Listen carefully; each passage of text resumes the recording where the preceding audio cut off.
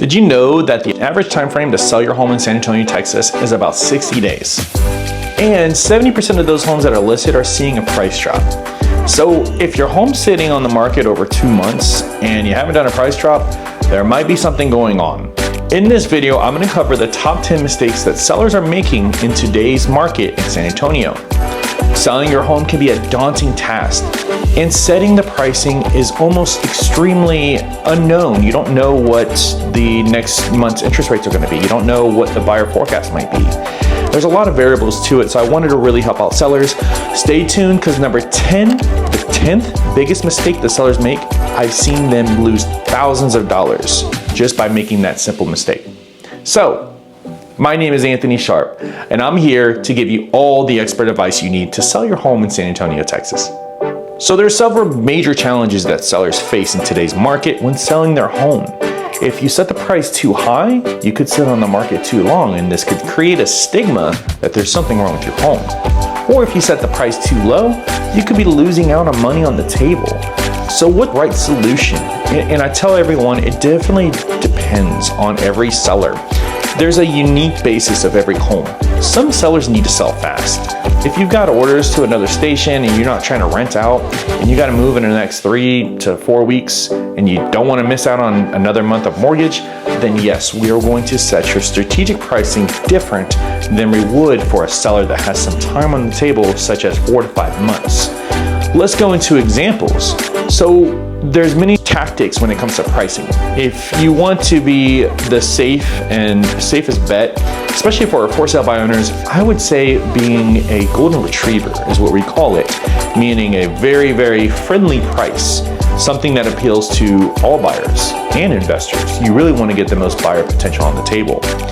Well, another strategy, and it was very effective back in 21 when the rates were real low, is you set the price low, making the buyer think that there's a deal on the table. And this may sound like a bad tactic, but it's worked. And I've gotten my sellers 50 to 60,000 plus on top of what we expected to get just by using that tactic alone.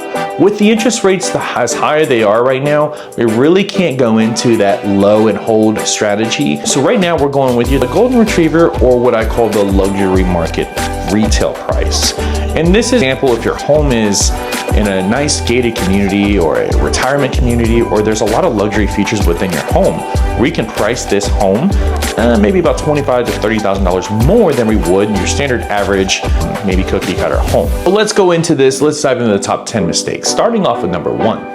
Ignoring the market trends, just like we spoke about.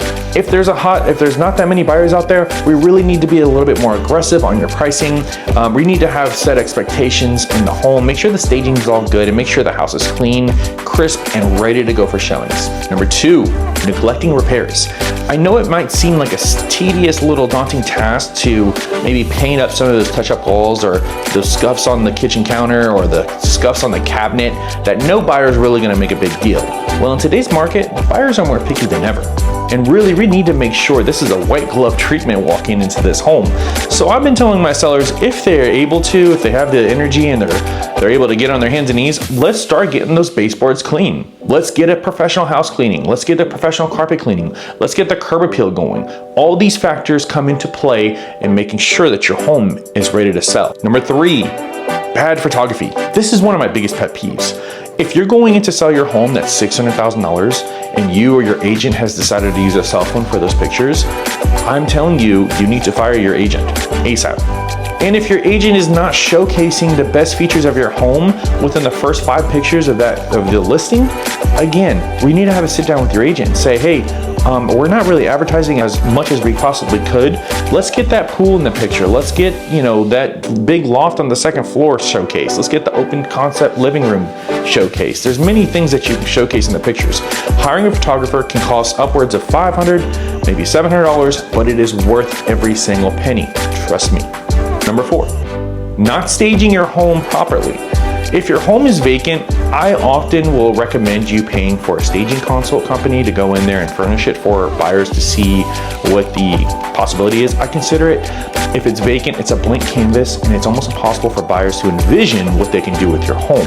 When you go ahead and stage your property correctly, you're putting a picture together for the buyer already, so that they can find their place in that home and see where it really fits their needs. Number 5, not showing your home to the most potential buyers possible and not being flexible with showings. I've had some sellers, and it doesn't happen often, my unmotivated sellers, they don't show Monday, Wednesdays, and Fridays, and if it's Tuesdays and Thursdays, they can only show from 1 to 3. You are eliminating 70% of the buyer pool because most buyers are shopping during the week or on the weekend. And if you eliminate the weekend showings, I won't even take the listing. I won't even try to sell your home because we need to get maximized views on your property. Listing your home and being flexible with showings is absolutely detrimental to getting your whole home sold for top dollar. Number 6, skipping open houses. Some sellers seem like it's a daunting task to let their doors open for all the buyers. But there's a strategy to this. I don't technically do open houses the first week, not even the second week. I use it as a leverage piece on the third week. So when buyers come in the open house, I can explain to them, hey, Sally and Joe are really interested in this property. They've seen the home twice already. Just a heads up, this one might go under contract by the end of the weekend. And what this does is creates a sense of urgency for whoever's coming through the house for the open house. And usually they'll submit an offer that day, or they'll feel like, the home's just not right for them. And obviously you got to be ethical about this. You're not going to lie and say Sally and Joe are not putting an offer, but you're going to tell them there's some high interest in this home. And yes, they've got 2 confirmed showings already and they're really interested in the property. Number 7, not disclosing important issues about the home. If there's been a leak in your home and there's ceiling collapse, we really do need to disclose these items in the seller's disclosure. What happens is the buyers will go under contract and the inspector is going to find some type of repairs that were done. If this was not disclosed in the seller's disclosure, the buyers are going to freak out and they're going to back out of the contract, which makes you go back on market, which is extremely hard to sell at that point because every buyer thinks there's some type of stigma wrong with the home. Well, in fact, there was a stigma wrong with the home. The ceiling collapsed and the seller didn't disclose that. Next up, choosing the wrong agent to work with. I understand you would want to work with your sister or your aunt, does this part-time and sells 2 homes a year, but the fact of the matter is, if they're not involved in this seller community or understanding the trends and the tactics on a day-to-day basis, you're going to be at a disadvantage listing your home next door with an agent that's been doing this full-time for 5 years, 10 years, whatever the case is. And longevity isn't always the important factor. There's some agents that are honestly, they're not full-time agents, they're not selling, and they're actually more of a sponsor or a coach. And what this means is they're not really a producing agent. You really need someone that's producing numbers to help you sell your home because they understand the trends and the tactics that are working today. And last up, the one that I see has cost sellers so much money is forgetting about curb appeal. The first impression starts when the buyer drives up to your property. It starts when they drive into the neighborhood, actually. You can't really control your neighborhood too much, but what you can control is your grass, making sure it's cut, take out all the weeds, remulching the flower beds, trimming the trees, pressure washing the driveway. The list goes on. There's a lot that we can do with the curb appeal for when the buyer drives up through the driveway, they feel like this is the golden home that they've been waiting for. Because I'm telling you right now, 9 of 10 homes are not taking care of their landscape, especially after 2 to 3 months on the market. They simply neglect the property on the front of the house, thinking that the buyer's only looking the inside. The buyers start looking at the front of the house. They start when they pull up to the driveway. Curb appeal is so important. And in fact, if you list with me, you use my services in San Antonio, I include a professional curbing appeal that have a landscaper go in and do all the items that we addressed in this video, and I do that for free. I cover that part of my marketing material because it's so important. I will spend upwards of $1,000 if needed to make sure your curb appeal is appealing to every single buyer that pulls up to that house.